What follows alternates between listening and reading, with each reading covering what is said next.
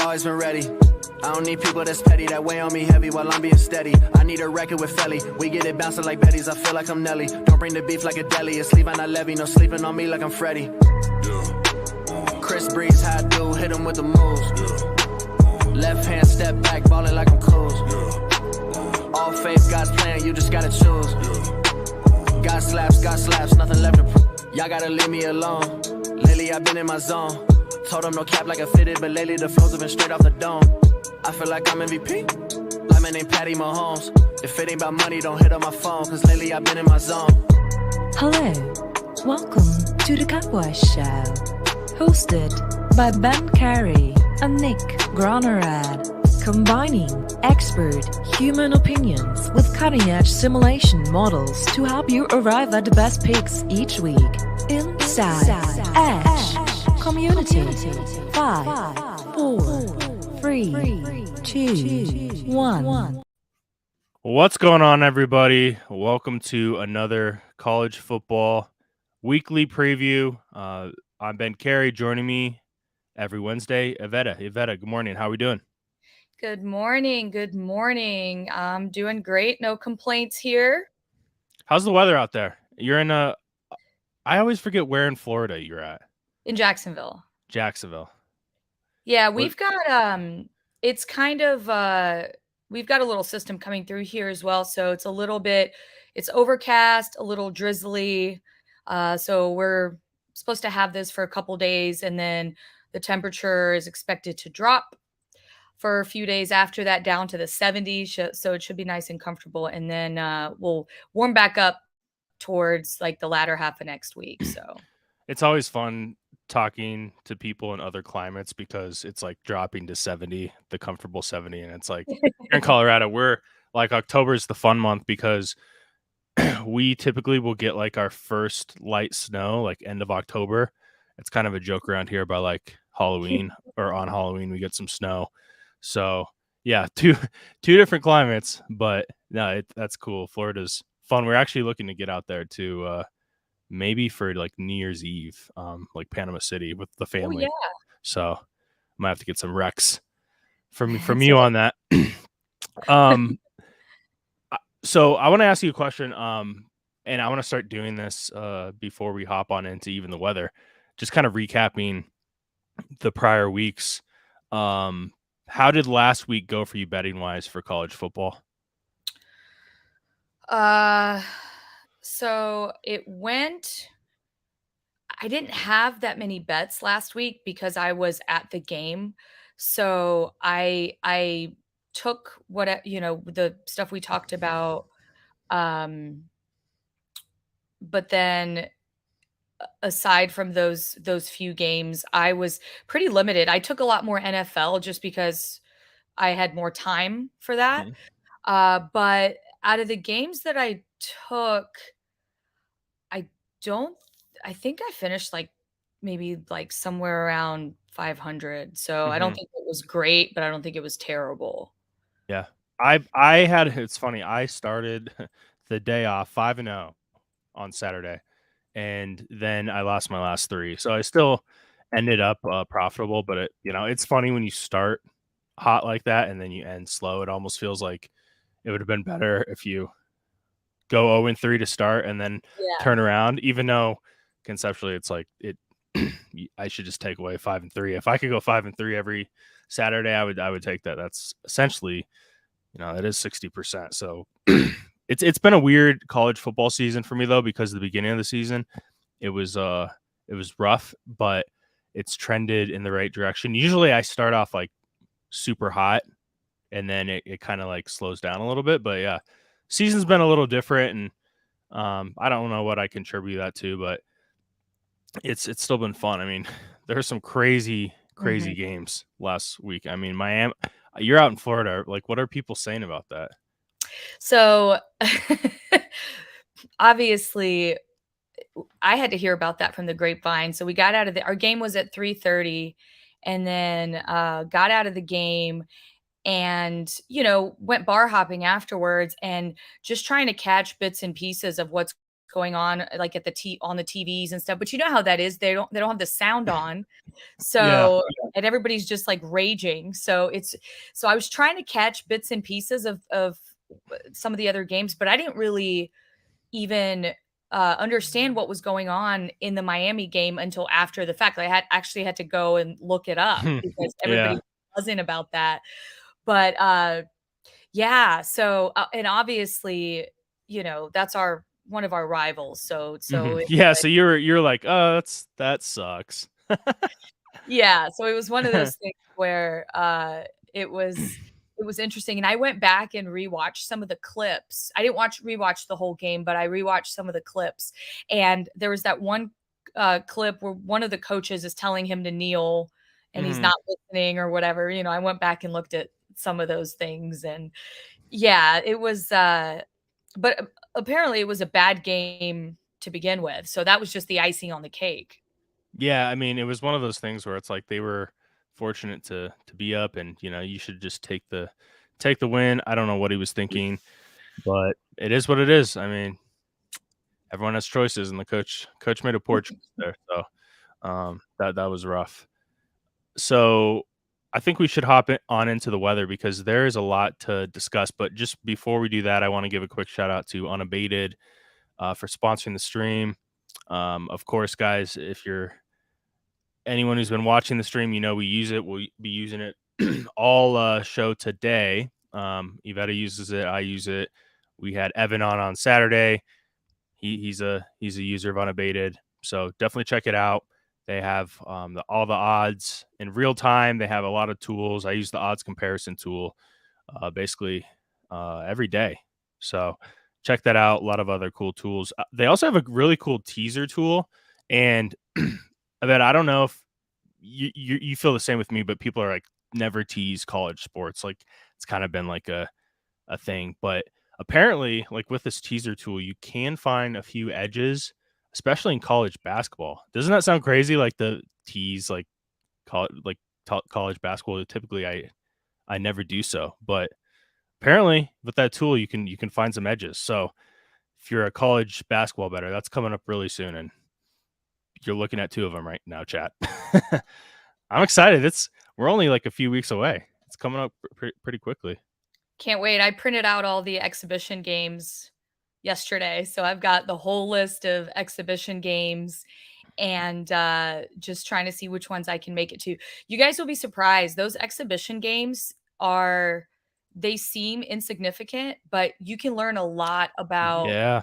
the team just either by watching, following. Obviously, you don't, have to go to the games, but if you follow a few of those exhibition games, you can have a pretty big edge at the beginning of the season, especially when those lines are still, extremely soft. So, Mhm. yeah, it's like betting FCS. It's Yeah, it's and very like difficult. coaches, I know people will be like, "Well, they're playing like a, D2 community school."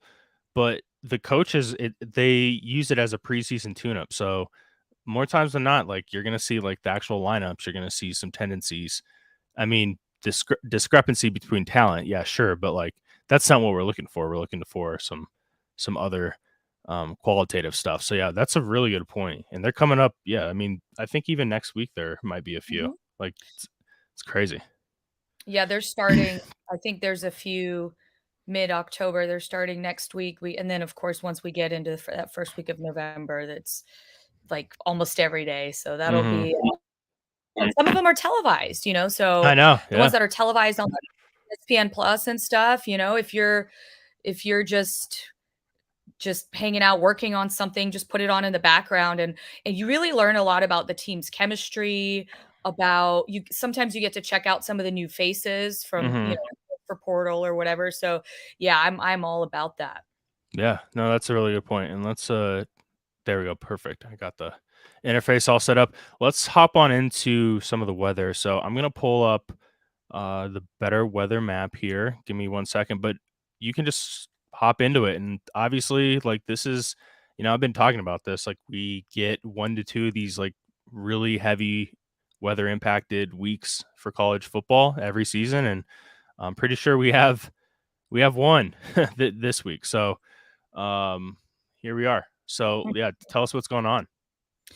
Yeah, so I've had to check this, I mean, once every well, obviously during the day, like once an hour.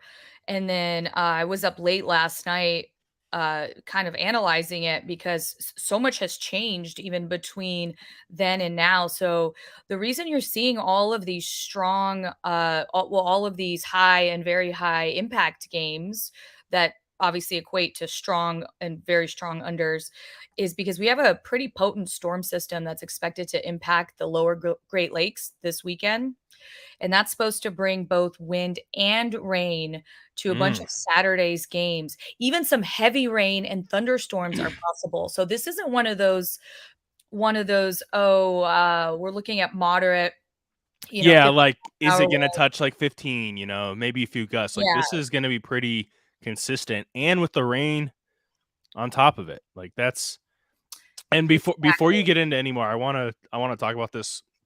So I played college football. I was a wide receiver. We hated wind. We hated rain. And we hated the two together. And it's bad for kicking. It's bad for a lot of things. But the thing with like the football, it's sometimes really hard to explain. But the ball almost turns into like a wet, slippery rock. Like you can't even catch the ball. Um, and if we get rains or if we get enough rain across some of these games, like you're gonna see a lot of teams just run the ball. They're not going to rely on the passing game, and it seems like I'm looking at about 14 games just right there that are going to be impacted. Right, exactly. And that's the thing. We know we're going to get rain. The question now is, how heavy is the rain going to be? We know that it's going to be pretty widespread across that area, but obviously, depending on the game time and how fast the system moves, you might get light rain, you might get heavier rain, we might even see delay of games with thunder and stuff like that. So it's definitely, this is now, we do have a little more uncertainty as we go south into the Carolinas and Tennessee and those areas with the moderate impacts. But as far as that lower Great Lakes region, I mean, we're pretty confident that that's going to have some sort of significant impact. Now, of course, we have a bunch of MAC games Hmm. uh, that are affected, but then we also have Ohio State, Purdue, Iowa, Wisconsin, USC, Notre Dame. I mean, you want to talk about you know, teams that whether they throw the ball or run the ball, that's going to come, that's going to come into play here. So the Yeah, that totals, that total was weird because I think it got steamed up just a yeah, little bit. Yeah, but I'm yeah, I'm not I'm not too surprised because look, weather aside, like that's a clash that's kind of like a conflicting type of game because you have a really good defense or I would say a superior defense, and with Notre Dame, and then USC, you have the high-powered offense. Sometimes when you get those games, you have like a little bit of market resistance. Like some people will feel like, no, the offenses are gonna thrive and all this, but then sometimes it's like, no, I think the defense will slow down the offense. But with the weather, I feel like that's just like the deciding factor. So kind of curious to see if that comes back down. I think that one's sitting at like 63 and a half, I believe. yeah. I thought I saw it at, yeah, like 61 and a half or sis, but I don't know. I Well, it haven't. it opened at 61 and then it went up, but Okay. maybe it's coming back down. I wouldn't be surprised if that's one of those games that like, when the limits are up, um, someone's going to hit the under on. Yeah, and that one again, you have two conflicting styles of play. It's one of those things where uh there's I still think there's a little bit of wiggle room. And with a lot of these games, some of these MAC games have dropped pretty obviously. What is it, the Iowa Wisconsin game that's at 36.5, or it was last night. I don't even know what it's at now. Yeah, that one's really low. That one may actually have some of the worst weather we'll see from what I've been reading. That one's going to have bad weather, and of course those teams, regardless, this total could be around like 39. So with the weather, it's like, add that on top of it. There's not going to be a lot of points scored in that one. Yeah, so even though that one's pretty low, I mean, I still feel pretty good about it, good enough to make a bet on that, because it's again, 36.5 for Iowa is not really, I mean, that shouldn't scare anybody, No, it shouldn't. So here's a quick question, and some of the chat might be newer to better weather, and without like spilling the secret sauce and everything. When you have a game like Ohio, Northern Illinois that has 20 mile per hour wind, and then this one also has 20, but you have a difference like of a weather impact. Is there some other stuff behind the scenes as far as like just weather related, like predictive type stuff that doesn't make it, like a very high versus a high? Or could you kind of elaborate on that?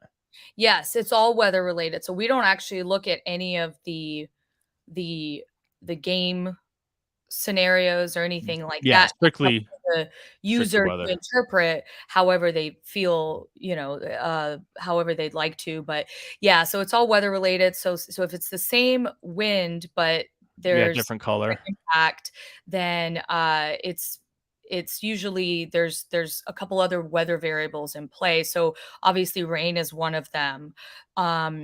And we look at there's a few other things that we look at, but yeah, so it's definitely a kind of a hodgepodge of things that, I mean, obviously wind is the dominant factor, but it's not everything, because sometimes you can have windy gusts, or another one. And gusts are really hard to quantify. So sometimes you can have a 10 mile per hour sustained wind, but you can have 20 mile per hour gusts. So things like that, we kind of take all that into account. Yeah, and I think Evan was talking about this on Saturday.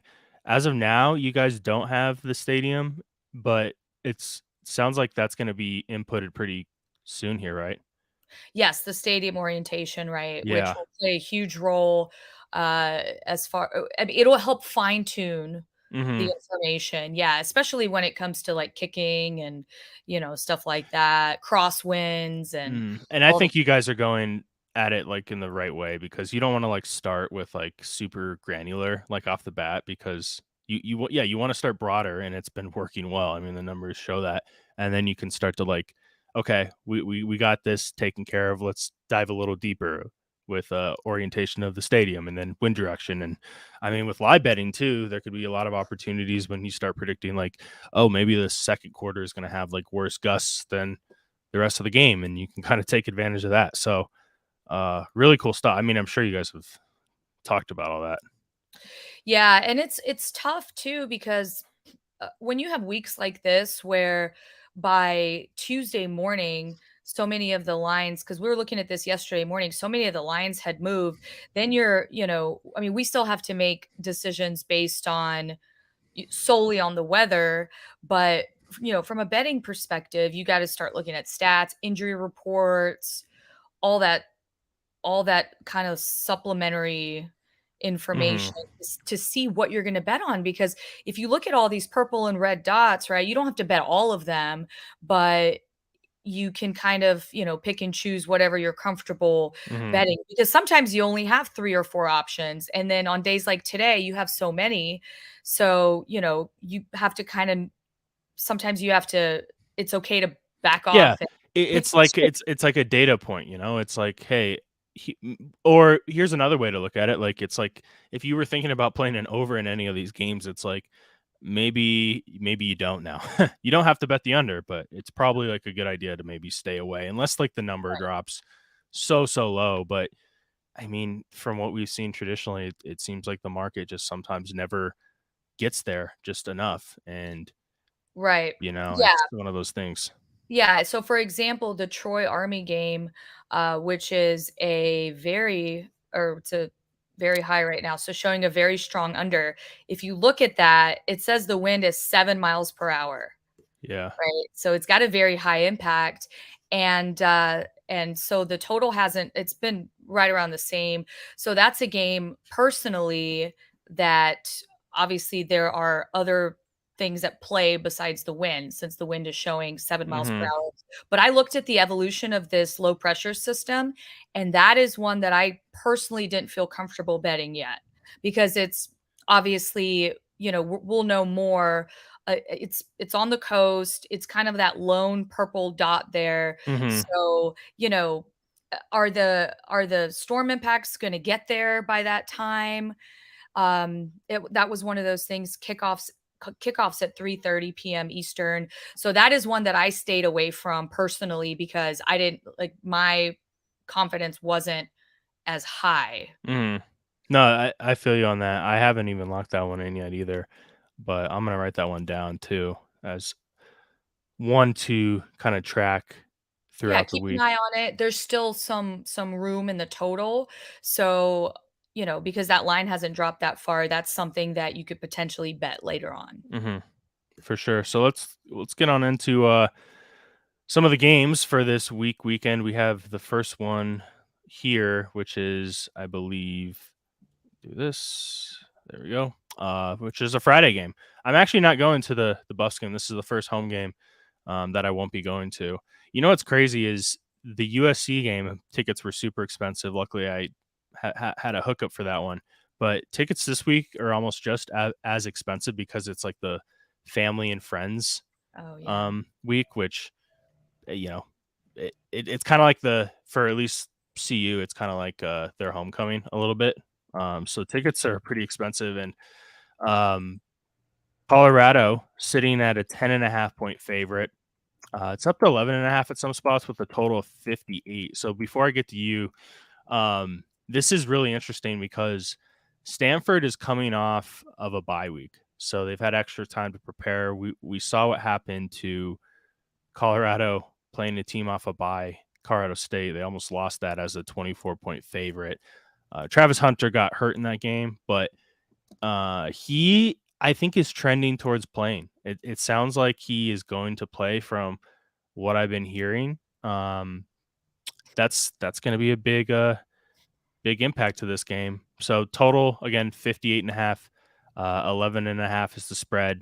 Do you have any leans in this one, Avetta? I'm so glad you mentioned the Travis Hunter, because I was literally going to ask you about that. Because Mhm. last night I looked into it last night, and I haven't had a chance this morning to see if there have been any updates. So, because they just said he was week to week, right? Is what they Yeah. said. Well, as of yesterday. Yeah, and it's not official, but I mean, I would say it's like a 75% chance he plays. And I think now the line is starting to creep back up um in that direction, so pretty good chance he does play. Oh, okay, okay. Yeah. Yeah, so I like Colorado here. I know it's kind of an interesting spot from a situational perspective, but this Stanford defense is just bad. I mean, they lost so many guys to the portal. They kind of start it's weird. It's just when I start to put some faith in them, Mhm. they'll do something like go lose to, an FCS school or something like that. And I know you got two new head coaches going at it. So, I mean, it'll be an interesting dynamic, but I think, and I think Stanford's also going to be motivated. I'll give them that. They're going to try to rectify that 1-4 record. Um, Mhm. but I think Dion's going to have those guys fired up. He mentioned that in his press conference. So I really, I actually love the first half line. Mhm. I already took that. I think it was Colorado minus 6.5, I believe. And Let then me pull it up. I also like Yep. the team total over 34.5. So I've got some kind of Nice. interesting takes on I don't have anything on the full game total or spread, but I like the Colorado team total and the Colorado first half spread. Nice. I think I'm leaning towards Colorado. I haven't placed anything in this one, but I think with Travis Hunter coming back, coming off a win in a game where they really didn't play their best, but I think like they're in a position where they're focused enough because Dion's attitude was, "Hey, we probably shouldn't have won this one, but we did." I like spots like that because I think the next game, like the team is pretty focused. It's at home. Yeah, I gotta go with the Buffs here. I was kind of curious on the total here. It seems like it's a pretty good line though. So, Mhm. man, if I had a lean in that one, I'd probably go with the over. I know it's pretty Mhm. square, but it's just like it's hard to take any unders with Colorado. Even in the last game, I think the game went under, but in this one, I'm gonna go lean over and then the Buffs. So there we go. We're aligned. Sounds like on that one. Mhm. Awesome. Let's get into the next game here. Oop, there we go. Let's see. Oh, I skipped one real quick. I don't know what happened to it. Anyways, that's fine. Get this out of the way. Boom. Ohio State, Purdue. So this is one of those weather games, right? That Mhm. you were alluding to. Let's pull up this real quick, see what the current spread's at. I got the under in this one. I'm trying to remember what I locked it in. I think was it at 50? Was it in the 50s? Do Yeah, you I think it remember? opened in the 50s. Yeah. So I think I jumped on the under in this one. Ohio State's favored by 19 and a half. They're on the road, of course. What do you have for this one? Do you have any leans? Well, initially, right, this line looks a little fishy as in Purdue's favor. So Mhm. that was my first thought. So I dug into it a little bit, and and it's because Ohio State opened up around this number against Maryland. Right, it was like 19 or something along those lines. So I was thinking the books might be factoring in some historical data. If you look back at that Ohio State Purdue series, the home team covered 5 of the last 7, won 6 of the last 7, and Purdue has won 3 of their last 4 at home. So Purdue's no slouch in this series, despite of how dominant Ohio State, may have been. Mhm. So I took the under as well. I Purdue's quarterback, so Hudson Card, right? He's been playing through that ankle injury that he sustained in the Illinois game, but he was the victim of 6 sacks last week, and I think he's got 6 touchdowns and 5 interceptions on the season, something along those lines. Travion Henderson's scheduled to return. Marvin Harrison looked good against Maryland despite that ankle injury. And then I don't know what's going on with Igbuka's injury, but I know Ryan Day said that wasn't long term. He Mhm. said they were still evaluating his status against Purdue, so he may play, he may not. It kind of sounded like he might sit it out, but the reason I dug into those injuries is because this is one of those, again, one of those games where, it's already kind of a lower total, but then again, Ohio State's totals have been lower this season, right? So For they've good played, reason. yeah, exactly. So they've played better defense. And it's one of those things where it's hard to ignore that historical component of it as to why this line is so why it's not at 21, or Mm-hmm. 24 or something like that. But I I don't think this Purdue team has the horses to keep up, but given it's supposed to be a rainy and windy game, Mm-hmm. that might be enough to make it a closer contest than it should be. So I still don't really have but then again, they could just run the ball, so Mm-hmm. I really don't have a lean on the side, but I just have the over, or sorry, I just have the under for Under, now. yeah. I'm on the under too, and Heisenberg in the chat brought up the first quarter team total for Purdue. I'm not seeing it here, but I'm sure it's out there.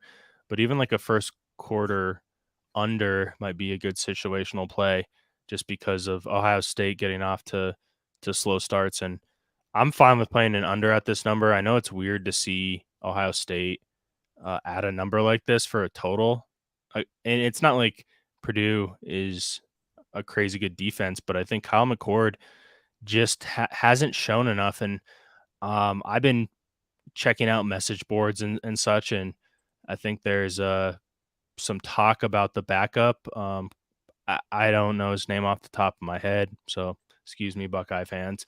But it's like it's one of those situations where it's like, well, our goal is to win a national championship. Can we win one with Kyle McCord? And I mean, they have like Marvin Harrison, which I think he's one of the best wide receivers in the nation, and he just isn't getting the ball in good spots enough. So I think offensively, this could be a tough game for them, especially if the weather is really that bad.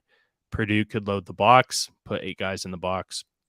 And, Henderson, he is suited to run well in a game like this, but I got to lean under here. And I think I'm going to lean Purdue too. I think those two are kind of correlated. Hope this is an ugly game for the under.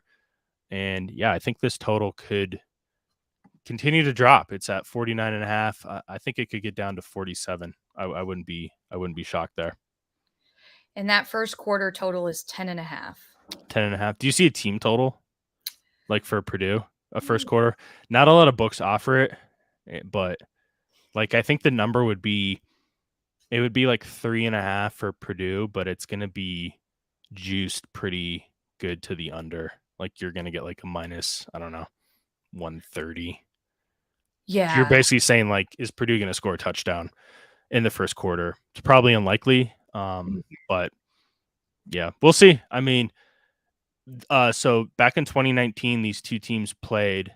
I think it was Urban Meyer's last season, and this was the year Ohio State only had one loss, and their one loss came to Purdue on the road in West Lafayette.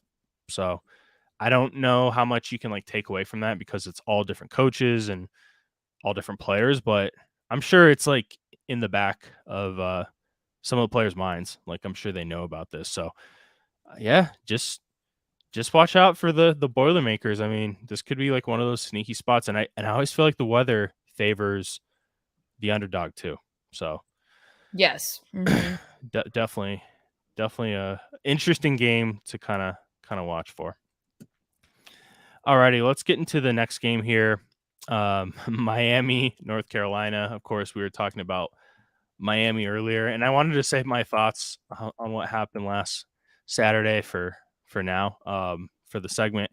It was terrible. Like I didn't watch the ending, but as someone who has played football, and I mean, obviously you don't even need to play football to know how bad that was, but I was just thinking of it more from like the player's perspective. I think there was like a clip of a player on the sideline just being like, what are we doing? Like we just blew the game, and it sucks because you play so hard, and it's just kind of taken away from that, and you never want to like point fingers, but it was just so such a malpractice, a coaching malpractice, that there's nothing really you can do and say other than, that's losses in the hands of the coaches.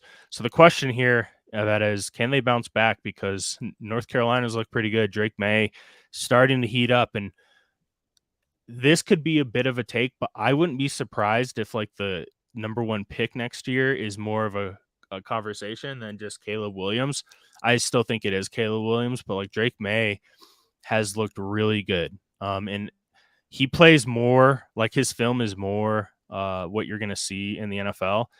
That doesn't take away from anything that Caleb Williams has done, but Caleb Williams sometimes is, he's just in a different sphere as far as how he's playing. Like he's just running around making insane throws. Drake May is sitting in the pocket a little more just because he has a little bit of a better offensive line. And he tore up Syracuse last week. Like it was pretty bad. I mean, by halftime, game was pretty much over. So anyways, spread's 3.5. North Carolina's at home. Total is 57 at Circa. Do you have anything in this one? Yeah, so this is just, it's even funny to talk about this game. I'm still in shock. Like you could have like a 5-year-old like know better who watches sports. Like don't run the ball in that situation. Like it's insane that we even have to like talk about it. But Right. And so that's my question too. Did Cristobal lose the locker room? I think and I really wanted to, I didn't get a chance to yet, but I will probably sometime tonight or tomorrow's maybe start digging into some of the message boards.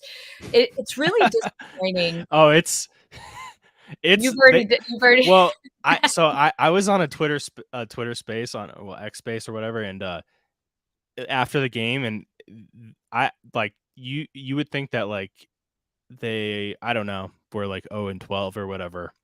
It was pretty bad. Safe to say they've lost the fan base, but yeah, did they lose? Did they lose the locker room? Right. Yeah. So that's my question as well. This is actually a good matchup on paper. So if that didn't happen, right, we would all be looking forward to this game. I feel like it would be a good game. Again, good matchup on paper, but we have to burn that paper, I feel like, after that last weekend's debacle. So it's interesting.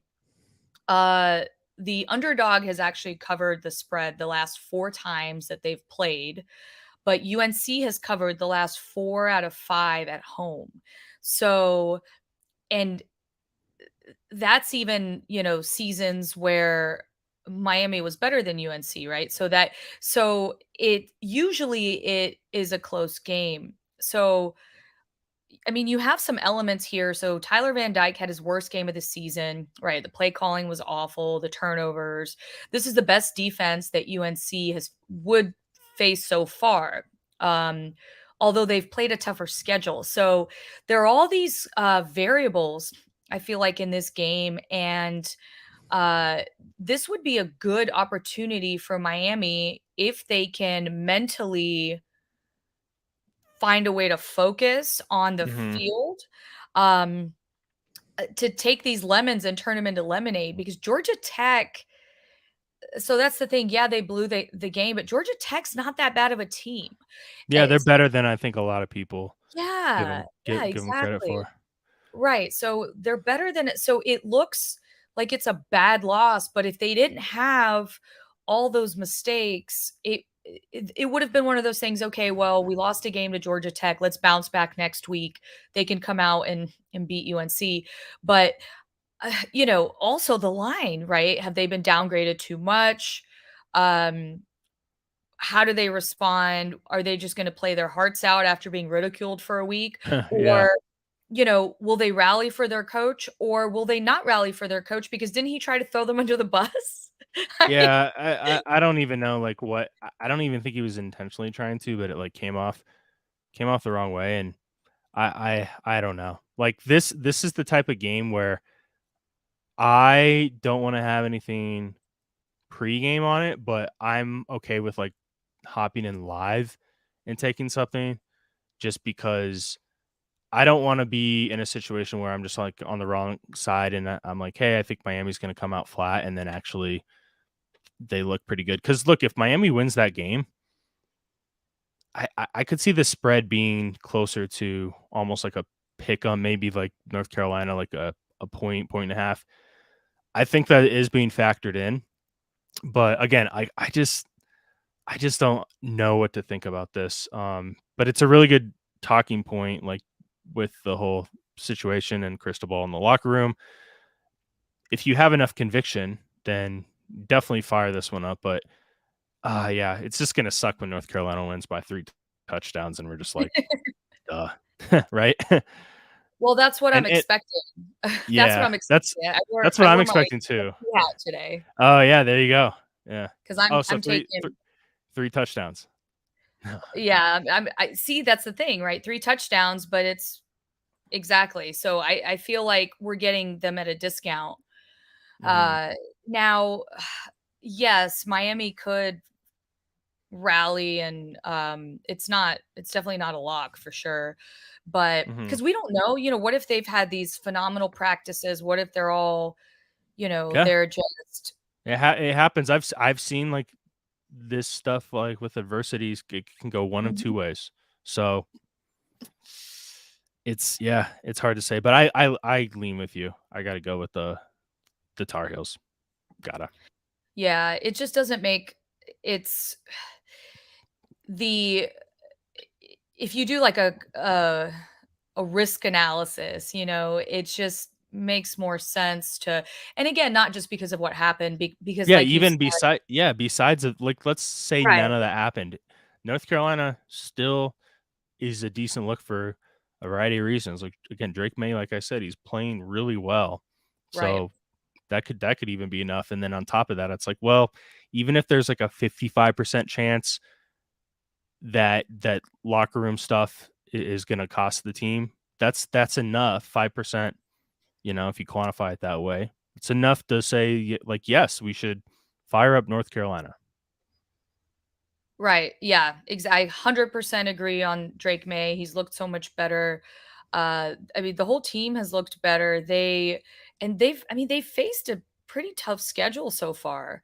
Yeah. So I think they're conditioned. I think if also the fact that Miami has to travel to UNC, maybe if it were a home game for them, not that Miami has a big home field advantage or anything to begin Mhm. with, but the fact that they have to travel to UNC and they have to be, kind of ridiculed by the fans when they again, it's, Yeah.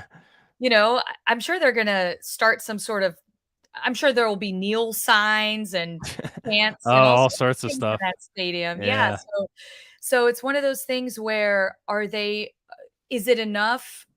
Do they have enough to overcome all that this week? Mhm. It might take them a few weeks to kind of regroup and get back into the also with the coaching too. I think there's some with the coaches being on different pages, right? That might somehow impact their preparation and just things like that. Yeah. And the last thing I'll say, before we get into the next game, Miami, Ohio, game that we were both on the spread against Miami, they came out flat, and Miami looked really impressive. Well, Miami, Ohio is 5-1, so I think that speaks to maybe how good Miami, Florida actually is. But again, with all this stuff, extracurricular, I can't touch Miami. I got to lean with the Tar Heels. Yeah. Alrighty, let's get into the next game. A little Pac-12 action. Speaking of like crazy games, there was a crazy Pac-12 game last week. USC and Arizona late game. Gotta love the Pac-12 matchups. They're always super fun. We have UCLA taking on Oregon State. Let me get the updated spread here. Oregon State at home in Corvallis, 3.5 is what they're favored by, with a total of 54.5. And Oregon State, I think, is a pretty good team, but so is UCLA. Like, this is a sneaky good matchup. I'm really looking forward to it. Before I give you my thoughts, let's hear what you have to say about this one. Do you have any leans? Yeah, so I agree. When you were talking about the Notre Dame USC game, it reminded me of this game about the different styles. Just kind of two different types of teams, conflicting styles. So I I think Oregon State might be able to dictate the pace here and slow the UCLA team down. Mm-hmm. Um, and if you couple that with UCLA's defense, I lean the under here. If I had to pick a side, I would go with the Beavers at home. This is going to be a really interesting um, duel between the UCLA defensive line, right? So the Bruins, the Beavers offensive line and the Bruins front seven, and I think that's what this game is going to come down to. Um, so which unit is going to dominate in this case? Obviously, UCLA has a really good defense, and it's one of those things where can they stop Oregon State's run game? Mm. If they can, I think UCLA wins it. But I mean, they've been great against the run, but Oregon State has one of the best rushing attacks. So it's in Corvallis. It's you've Night got game. night game. You've got a freshman quarterback going on the road.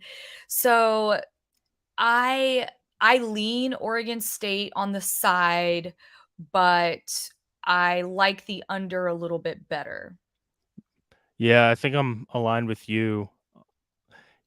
Oregon State, it seems like a team that like the market hasn't officially bought into yet. Like as weird as that sounds, like I'll put it this way: if the names of these two teams were different, I feel like if UCLA, just like the name on the jersey, right? I feel like Oregon State would be getting a little more respect. And not to say like UCLA is like this prestigious football school, but it still feels like it's Oregon State, right? And people feel a certain way about DJ Uyunglele. That's the best I can pronounce it. That's why I can't be an announcer. DJ Uyunglele. There we go. Like he's not gonna like throw for 300 yards and beat with his arm. He's just very methodical, but it works for this offense. And at home, like Oregon State has been a really good covering team in Corvallis. It's kind of a weird location. It's not an easy place to travel to. I gotta lean with Oregon State, and the casual bettor is gonna see the 3.5, and they're not gonna want to take Oregon State because it's the hook and it's past the key number. But I think it was Chris Andrews at South Point. I always think about this. He was talking about these 3.5 spots, and he's like, when it's 3.5, more times than not, you should take the points with like an Oregon State team. And when it's 2.5, you almost take the dog. It sounds really weird. It seems counterintuitive, and obviously I would never tell someone just to blindly play something like that, but it's just like a mental thing we see, right? And it's like, 3.5, I don't want to do it. But it's 4 at Pinnacle. I wouldn't be surprised if it moves up a little bit at like Circa. So yeah, I think Oregon State's going to be my best play in this one. A really solid team. Any last words on this one? I agree. That's exactly what and I may end up taking something in this game or taking Oregon State at what is it, 3.5 now, you said? Yes. Yeah, Oh. 3.5. Yeah, because I even liked it at 4, Mhm. so I would definitely take it at 3.5. It's I don't want to say I don't trust the UCLA defense because I mean it's the best unit they're going to put on the field there, but um there's just other factors that I think Oregon State's still going to be able to put up points. You know what I mean? But I do think the defense is. I think UCLA's defense will be able to slow them down enough to for the under to hit, but I think they'll be able to put up enough points to where they can cover that. I agree. No, I think for me the under is definitely going to be my lean too from a total perspective. Oh, and I forgot to mention this. We have a little bit of weather, not anything significant, but we do have some weather in the Oregon Washington game and in that game, that UCLA Oregon. Oh, okay. Just a little like maybe 10, 15 mile per hour winds. Uh-oh. Did we lose Iveta? per hour winds and some light rain. So just, Pacific Northwest drizzle. From there, are used to playing in that. So Oregon Mhm. State might have a slight advantage, in that regard as well. Cool. Yeah, that's good to know. And that, it's one of those spots where you have to kind of watch throughout the week and see if it kind of increases. And that would, yeah, that would, I think, play well into Oregon State's hands, just the way they like to control the clock, run the ball. Mhm. So let's get into the next game here. Florida State, Syracuse. Of course, your Noles still getting the job done. They haven't been the best covering team, and they haven't been covering big spreads. But hey, they're winning games. I guess that's all that really matters from their perspective. They're back at home, 17.5. Totals at 56. Are you going to this game by chance? I might. I haven't decided yet. It's tough to do two Tallahassee weekends back to back because it's Oh, you can do it.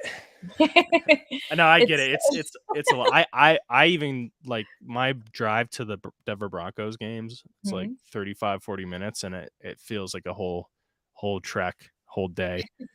Granted, it's the Broncos too, so it's a little different. Like when you expect your team to win versus not, that plays into the equation. But obviously, the market really likes the Noles here, 17.5. But do you get concerned though that they haven't covered like big spreads? Virginia Tech last week.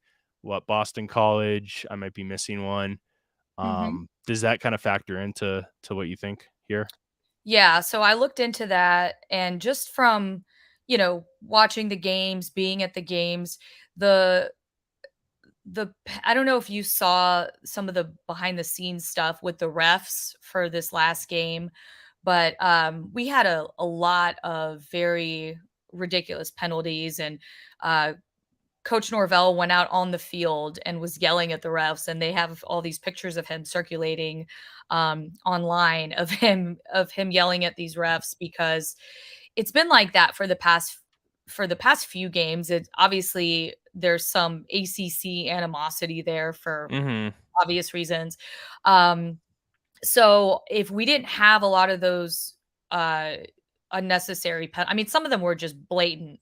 I'm not even saying that as a as a homer, as a fan. Yeah, like it was pretty objective. It was obvious. It was bad very call. obvious with some of those. So they if we did not have some of those penalties, we would have covered because we came within like 2 points of covering or something like that. So that stat we didn't cover. Obviously, Boston College was just a disaster. That was But that was a weird game. It was that like special game for whatever his faces. They have the red bandana game. Like, yeah, that was a really weird game. yeah, and they had their 18 penalties. The record Yeah, record 18 penalties in yeah. that game, and So many false still starts at home too. crazy, just one after the other. And then, I mean, they should have won that game. And then Clemson was also a weird game because of that kick. He missed that kick, so they could have won that game too. So there have been a lot of really hairy situations. But the thing is, so I know these past seasons don't matter, but FSU's 13-2 in this matchup. Syracuse doesn't play well at home, or sorry, on the road. Syracuse does not play well on the road, and they don't cover on the road just based on historical stats, especially against conference opponents. And they're going in the wrong direction. We've seen this episode before with Syracuse as far as steer, and Yeah. then that's kind of the trend that they're on now. I mean, they've got a bunch of injuries. They've got a great quarterback, Schrader. If we can keep him from running on us somehow, which I'm kind of afraid of a little bit. I'm a little nervous about that because our run defense hasn't looked that great. And this FSU team has yet to play a complete game, right? They just have these weird lapses, and you never know when those are going to come, whether that's a first half lapse or a second half lapse, right? So if it's a first half lapse, they usually respond well, like we saw it with the LSU game. If it's a second half lapse, then obviously you're just kind of clinging onto your seat, wondering if they're going to cover the spread or not, because they just came out flat in the second half, or whatever it is. But Jaheim Bell should be back this week. He had a great practice, according to the sources. So he had a good practice. He was banged up in the last game, which is why he only saw like 7 snaps or something like that. Johnny Wilson got banged up in Virginia Tech as well, and he may or may not play. It's one of those things. He may sit out this game and then play against Duke. So that's coming up also at home. So, but with Jaheim Bell coming back, I feel much better about that. And then obviously Coleman and Toafili and Benson had a phenomenal. I think he got ACC Player of the Week or something last week. So these big spreads are. I never really feel comfortable with them, to answer your question. 17.5 is kind of where I feel like either we're going to win by 14 or it's going to be a blowout.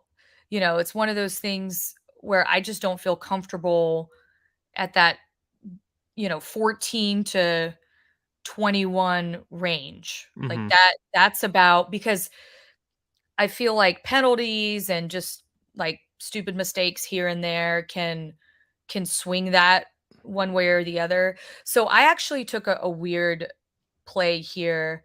I took FSU first quarter -6.5. That is the only play I have locked in. Nice. Just getting off to a fast start, and then hopefully 7-0. That's it. You can turn the game off. No, you won't, because you'll be watching the rest of it.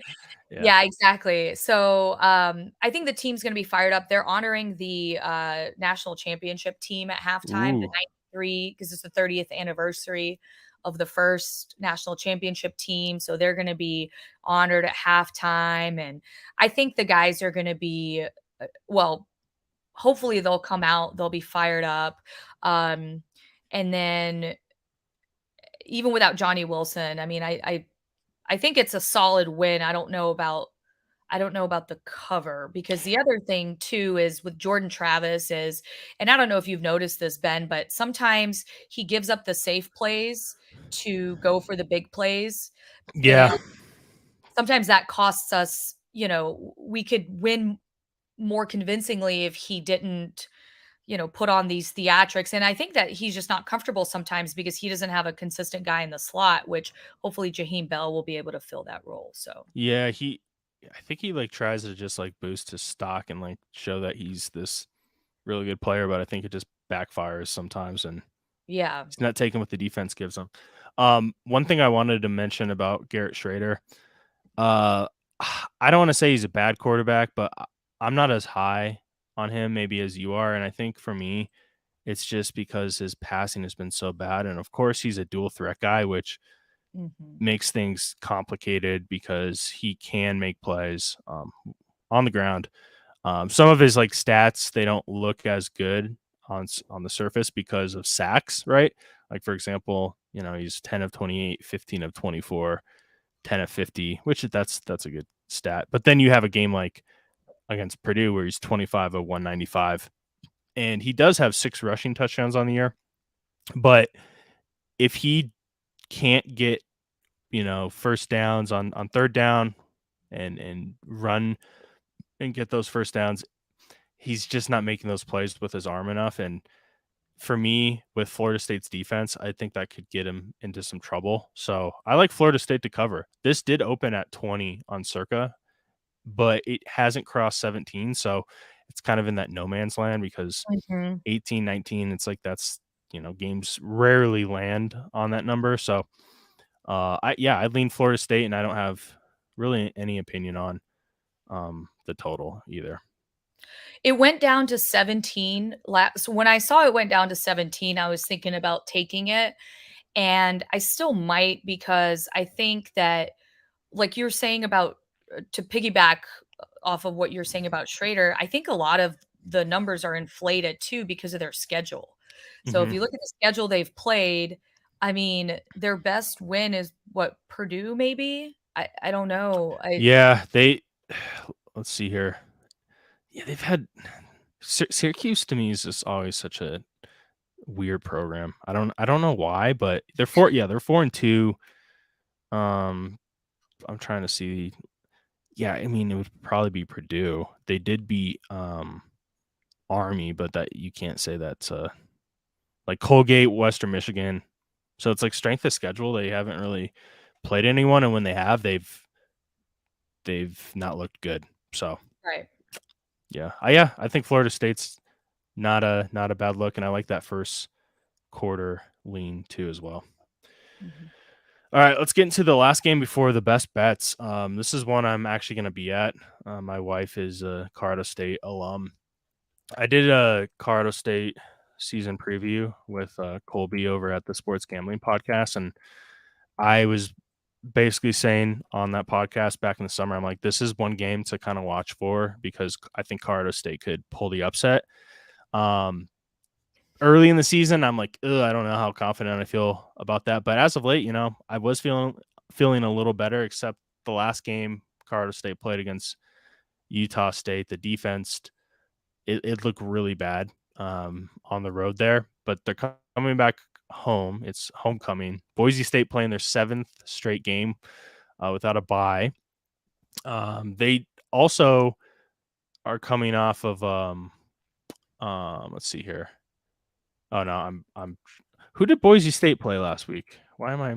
San They were Jose State. Yeah, they were at home. That's right, they were at home.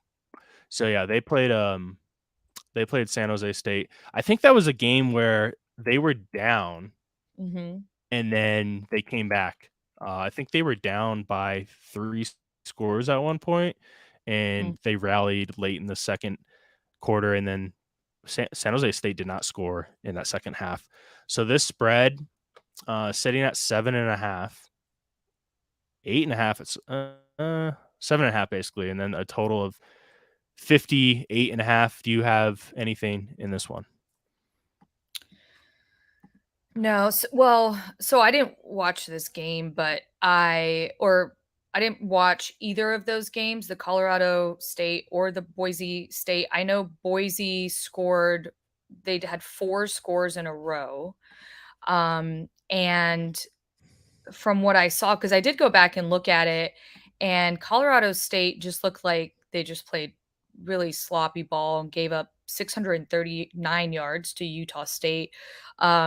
And didn't they have, I think they had some like 3 interceptions or something along those Yeah, their lines. quarterback probably had his worst game of the season. Like, I don't know what was going. It was a really weird game. Colorado State also has a really good tight end who I think is going to play at the next level, Holker, and like he didn't have a catch until I think like in the fourth quarter, which against Colorado, he had like 5 catches, I think by halftime. So just a weird game. Yeah, I mean, I think they'll clean it. Colorado State will definitely clean it up a little. Like you said, it's homecoming. I didn't know that this was their homecoming game. And also, the concern with Boise is, pardon my language, like, did they blow their load in the last game? Like, are they just did they leave it all on the field there, trying to rally back against San Jose State? So they might be a little tired, and that could also be why they started out so slow against San Jose State. Like you said, this would be their 7th game without a bye.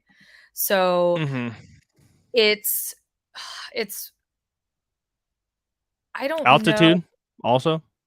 Yeah, Except Boise's altitude is I think 2,500. So like yeah, something we're like talking that. only a gain of maybe 2,500, which I think can affect the team, but we're not talking like 0 sea level to, basically a mile high. Right. Yeah, so if I had to I I don't know. I almost like would lean over here. Yeah, just because the defenses haven't been the best. I will say this though, so like this is a spot where I can make a case for both the over and under, but I think if we're talking about like Boise State and how they play with Taylor Green versus like Utah State and what we saw, it seems like a game where Boise State isn't going to be able to run up the score as much. So that's the only thing that concerns me. But at the same time, we're only talking a total of like 58, 59 and a half. So it's not super high. I don't want to talk you off the over, but I'm not touching the under on this one. I like Colorado State plus 7.5. Mhm. Bookmaker dropped it down to 7, which is interesting because it opened up at I think 8. It's kind of been going up and down, but yeah, that's going to be my best bet. I like Colorado State plus 7.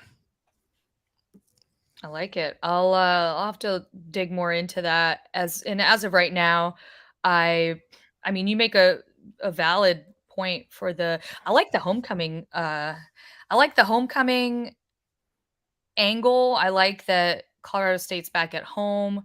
I just don't know if this Boise State team, they're just scrappy. Like I don't know Yeah. it, you know, I just don't know enough about are they going to have anything left in the tank to or are they gonna come out and play well, regardless? Or I just it's hard for me to Yeah. gauge, especially since I didn't get to catch any of those games. So um You Boise is want to so know strong. something crazy?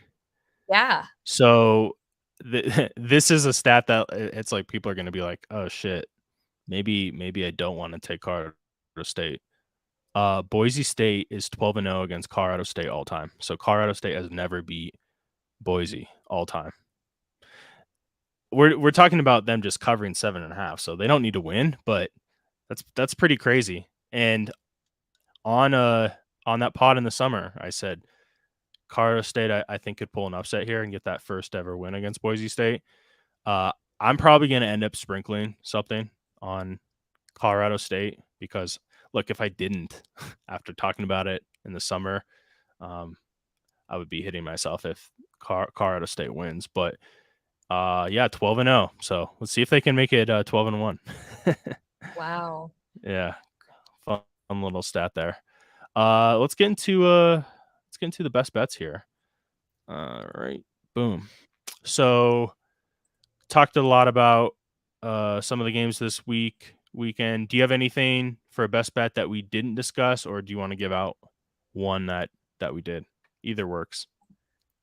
I'll stick to the ones that we discussed just because I'm still a little behind this week on looking at some of the other games, but I like Colorado. I like that I don't even remember what I took now. What was it? First half or yeah. You said, Yeah, yeah, I think you said first half, and it was, I want to say it was, 6.5, I think. yeah, 6.5. Let me find Man, you can get that under a touchdown. It's yeah, not a bad look. first half, Colorado -6.5.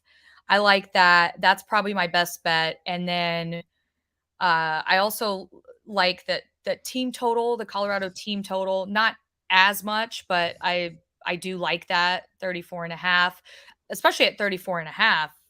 I could see that being a 35er. But yeah, Colorado first half -6.5. I think they should be able to cover that. And then I guess if I had to pick one of the other games, it would probably be the North Carolina to cover. Okay, nice. Yeah, I mean, I'm gonna like go back and forth on that like the rest of the week because it's just like you get these spots that just seem so obvious and then you're like, oh, it's almost too obvious, but then you don't take it and it smacks, and then you're just like, why didn't I touch it? So it just feels like North Carolina is one of those spots for sure. All right. I'm gonna go with the game we just talked about. I'm gonna go with Colorado State plus 7.5. Obviously I just went into a little bit of detail about it, but it just feels like one of those games where Colorado State can bounce back. It's homecoming. It's gonna be under the lights. I think from a passing perspective, when Colorado State is on offense, I think they have a huge upper hand. They have two guys who could be perennial top two, or I guess I'd say second and third round because I think Horton is going to go second round. But Holker he's a BYU transfer, and this guy is really good. Like, he can block. He's a big frame, and he doesn't drop the ball, and he runs after the catch. I think that could be a recipe for success for the Rams to get the ball into both those guys' hands. And the more I think about it, the over actually might not be a bad play, because if Boise State can't stop that, and then the way Colorado State's defense has looked, it's one of those things where it could fly over. But yeah, Colorado State, and I'm probably going to get to the window, or I should say my phone, on the money line with the Rams. The Rams have let me down a few times over the years, like in spots like this where I'm like, oh, I like the money line, but I have to trust my gut and some of the numbers here. So Colorado State, it's going to be my best bet. Yeah, and I mean, you have to at least put a sprinkle on the money line if you're going to the game, make it a little exciting. Yeah, for sure. Absolutely. It makes it fun that way. So with better weather, I'm going to drop the link here. Let's see here. I don't know if you caught any of Saturday's show with Evan or heard about it, but we brought up the map kind of real time as like some of the FCS lines dropped, and we got some pretty good value on a few games, because they dropped probably like 15 minutes after we started. And oh, nice. I forget the game. I can't remember what game it was, but I fired it up and it hit pretty easily. So definitely keep your eyes peeled, guys, because those FCS lines, there's some really, really good value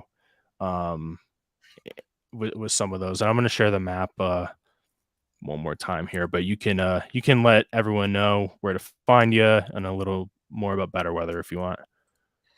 Sure. Heisenberg says it was Cornell. Oh yeah, it was Cornell, and I think it hit. It was pretty much a no sweat winner. So, yeah, that's awesome.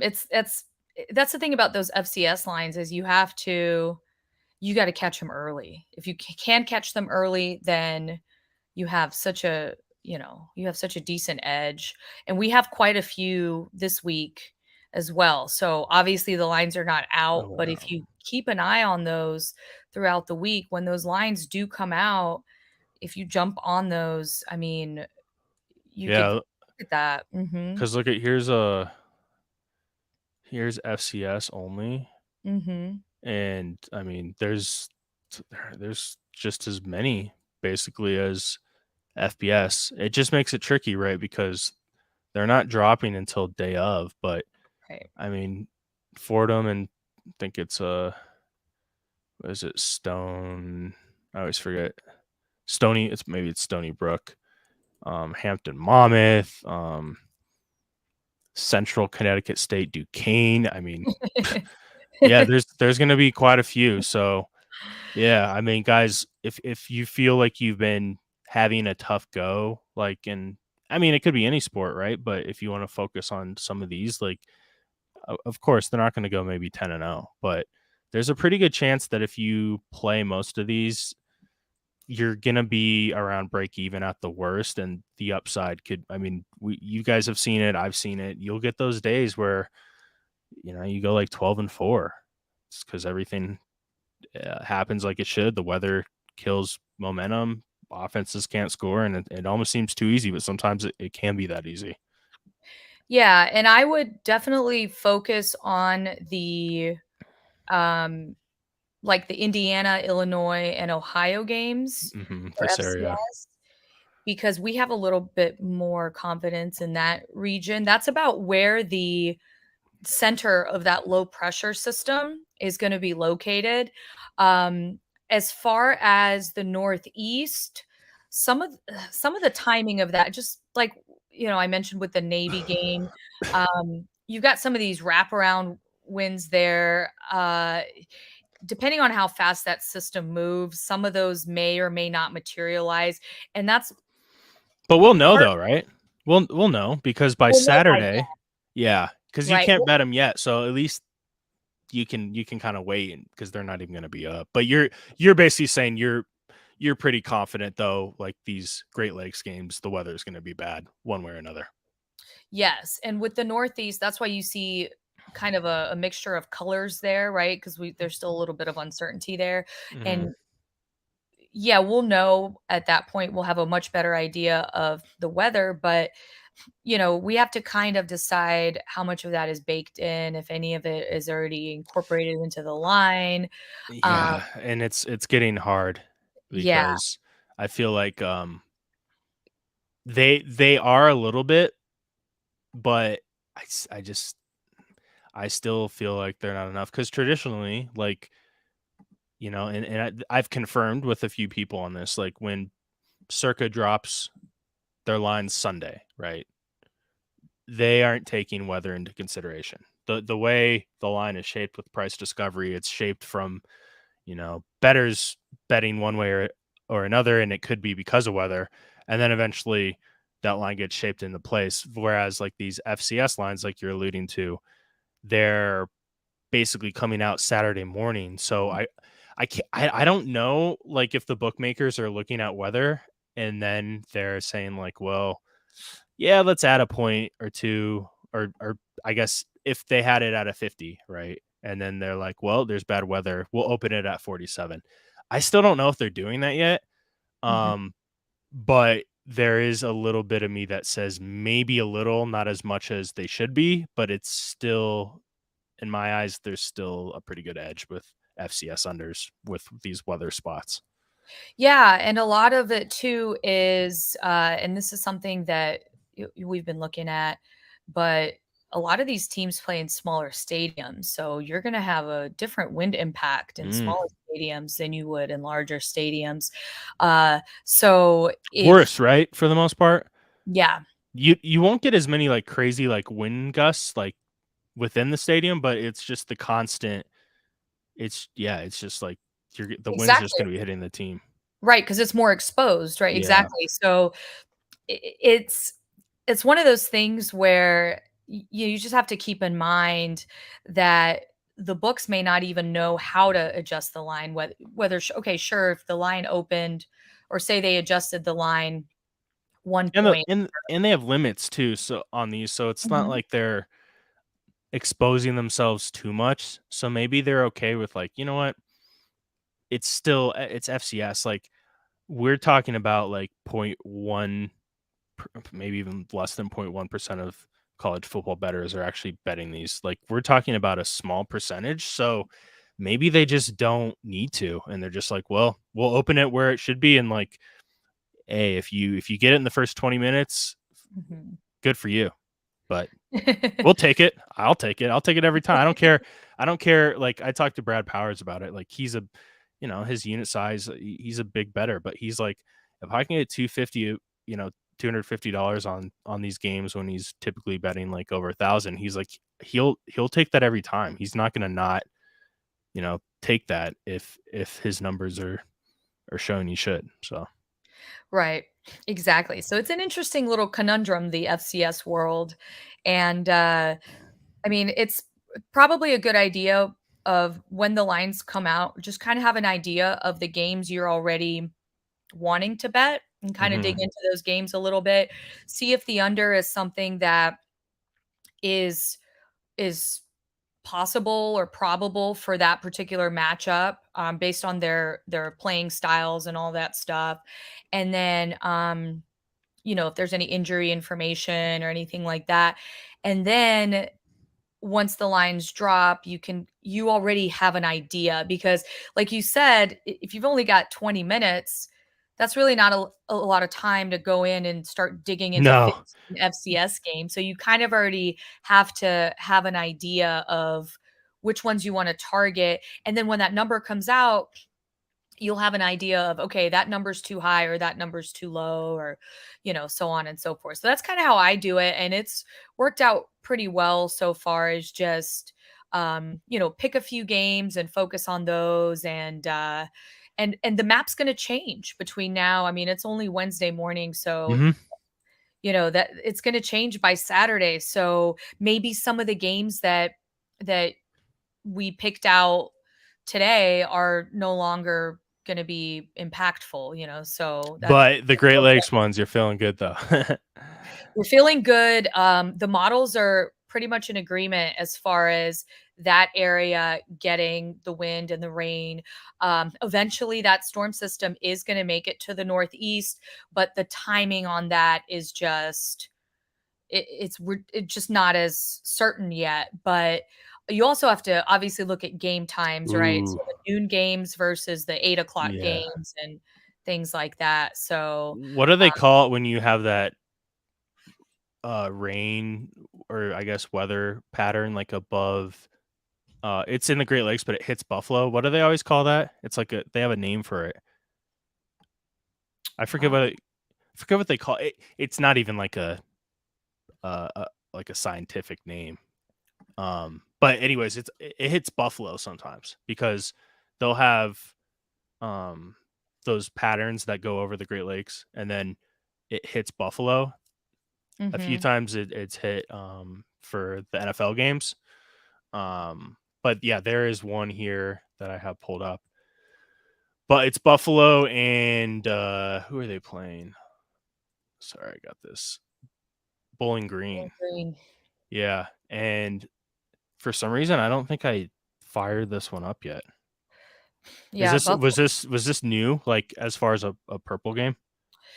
I believe Maybe I I just can. missed it. It might have just been like I missed it because I don't think I locked this one in. Yeah, I have. I have that one. So I think that popped up last night, maybe the purple. No, I Um, had 12. I fired up 12 unders. I love that. So I usually just do a unit, but I was like, I'm just gonna go all in, but reduce my risk just a little bit. So I dropped it down to 0.75 units. Just that's Spread it that's out just a little. Yeah. lake effect. That's what they call it. Oh yeah, like the lake. Well, yeah. So we typically talk about lake effect with Thanks, Mike. snow. There you go. With snow. Yeah, es- yeah. But yeah, It's lake like effect. deeper. It's usually like what, November, December, maybe we see that. Yeah, I mean, the lakes affect pretty much you have lake effect wind, lake effect rain, lake effect snow really affect for those late season games. And Google Warrior. He's gonna take And your. He's gonna start being a professor and and yeah, teaching this with his I Google. love it. I love it. And actually, Ben, you just reminded me uh we have some impacts for NFL as well this week. Yeah, So once you're I need to hop into that. Yeah, Um, once you're done milking the college, the FBS and the FCS vendors, yeah. peek at those because we haven't had a lot of NFL action so far this season, and we've got a few games that we're Ooh, watching. Broncos Chiefs. There's gonna be some Mhm. wind in that one. Oh Yep. shit! I should be on top of this, but I'm not as a Broncos fan. I was actually thinking about this year. I was like, I'm gonna go to the Chiefs away game in Arrowhead in Kansas City, but it's on a Thursday, and that was like literally probably the only time I couldn't make it work. Because it's still a try. It's like a 8-9 hour drive, but that's Okay. not terrible. It's like you can do that. Because I've never been to a game there. But anyways, yeah, that has a lot of wind. Browns, 49ers. That one it's just so low to begin with, but I kind of like it too because Cleveland is kind of notorious for those weather games. Right. Exactly. Exactly. So definitely, you know, I'm probably going to take some of those today. I haven't locked any in personally yet, but because those lines are going to move as well. So we've got lots of options this week between FBS, FCS, Yeah, and NFL.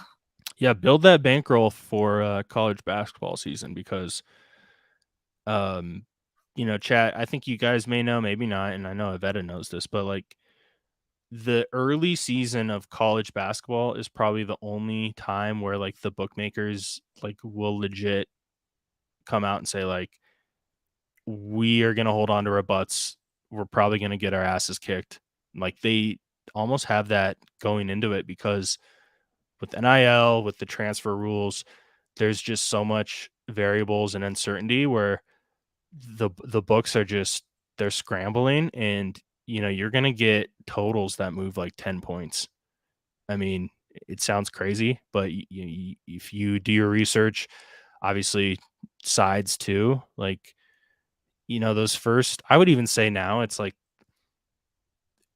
basically the first 2 months. So I would say till like January 1st, I think is when the market gets a little tougher. But man, if we're talking about, and I don't want to speak for like I don't bet tennis and all these other sports, but just blindly, I mean, I feel like college basketball, that first 2 months of the season is like one of the most profitable and easiest sports to succeed in. 100%. I cannot agree more. It's so those lines are so soft and so loose that the first even the beginning of conference play, even once you first get into conference play, there's you could still find some edges. And one Hmm. of the easiest way to make money is do your research beforehand. Once November 6th hits and you're just overwhelmed with games, at that point it gets a little more difficult. So do your research. A good way to be very profitable during college basketball season is pick some of these smaller conferences and become an expert in these smaller conferences. Pick a few teams from each conference, follow these teams, and especially at the beginning during non-conference season, with these Yeah. MTEs, all of these MTEs that they don't know how to set lines for because they're on neutral courts, Wait, what's MTE again? the multi-team events, like all the Oh, pre. yeah. Because then you get these situations where you get like these weird spots where teams. I'll give you an example. Here's a crazy story. So Rex Byers, right? Mhm. He- that dude is on top of stuff like. Oh wait, maybe it wasn't. Maybe it was who? Maybe it wasn't Rex. Oh, I know who it was. I'm not gonna say what bookmaker it was, but basically it was Eastern Michigan taking on Michigan last season.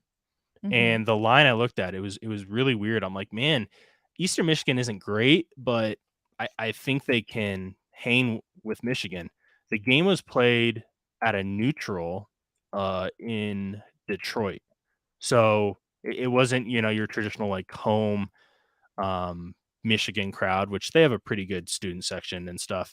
And sure, maybe the crowd was more skewed to Michigan, which is fine, right? But the books didn't account for it being in Detroit, and they thought it was a home game, so you basically got like 4 points of value, and this was confirmed from a sharper spot. So Eastern Michigan ended up losing by 5. I think you would have covered either way, but just like spots like that, I mean, you don't get that in NFL. No, and you've got these teams, and the other thing too is when you have these teams playing multiple games in a weekend, they can't even put the lines out because they don't know what the matchups are, Hmm. right? Until after that first game or so. Man, it is just it's just a plethora of it's like a free for all essentially at Yeah, the beginning of the season. And focusing on these preseason tournaments, smaller conferences, I agree. Horizon League ball is the best. I do a it is lot of fun. Horizon League betting. That's a really fun league to follow. What's So your favorite in chat? I want to know your favorite conference in Avetta, but I'll tell you mine. Big Sky, hands down. yes, Big Sky is so fun. I'll put like I like to humble myself because sports betting will humble you, but I will say like Big Sky basketball, I will put myself up there with some of the best. Like that is my that is my conference, and knock on wood, hopefully I have a good Big Sky betting basketball season this year. But it's just some of those lines, and you get these really high totals too. Big Sky, it just Mhm. seems like a conference that's skewed more towards offense than defense, and yeah, it's always been a pretty profitable league for me. So what would you say like your favorite conferences if you even have one? Mine is probably, I mean, I mine's probably the Horizon League as far as favorites go, but there are a ton of them that I like. I love the Big Sky. They had an awesome conference tournament last season. There I are need to get so up many. there to Boise. Yeah, like I love. Man, Let's there's go back to just this, guys.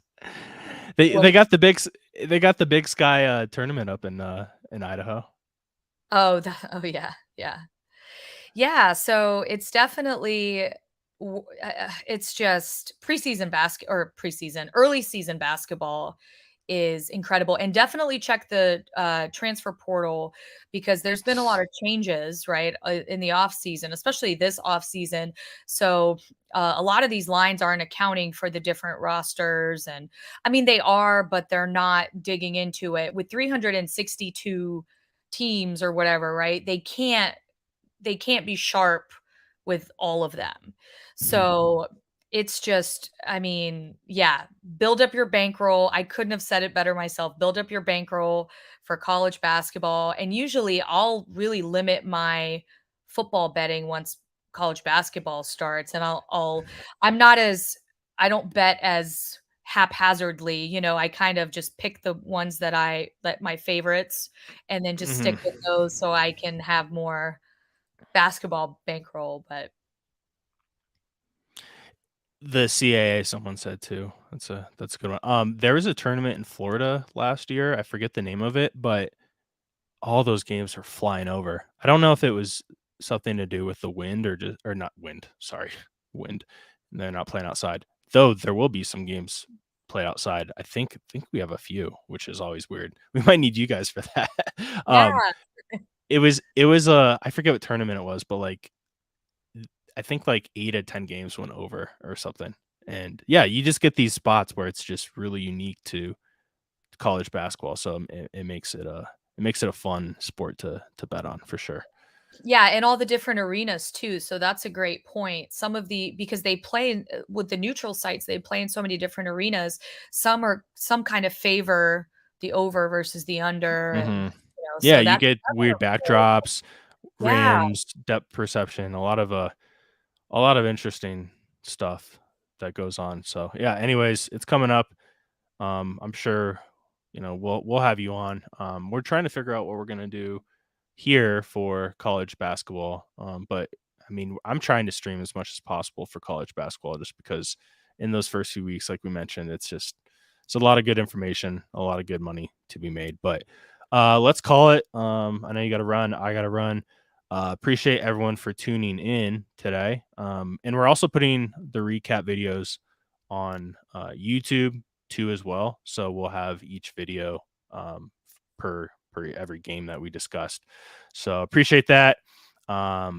We will let me see here. When are we on stream again? I think we're streaming tomorrow. Tomorrow's Thursday. So we have the Chiefs and Broncos. Nick and I will be on. Friday we'll have the Pickett stream contest. Saturday more college college football, and then Sunday NFL. So Avetta, as always, thank you so much. And yeah, let's cash all these unders this weekend. That's right. Thank you. Have a great week, everyone. Yep. See you guys.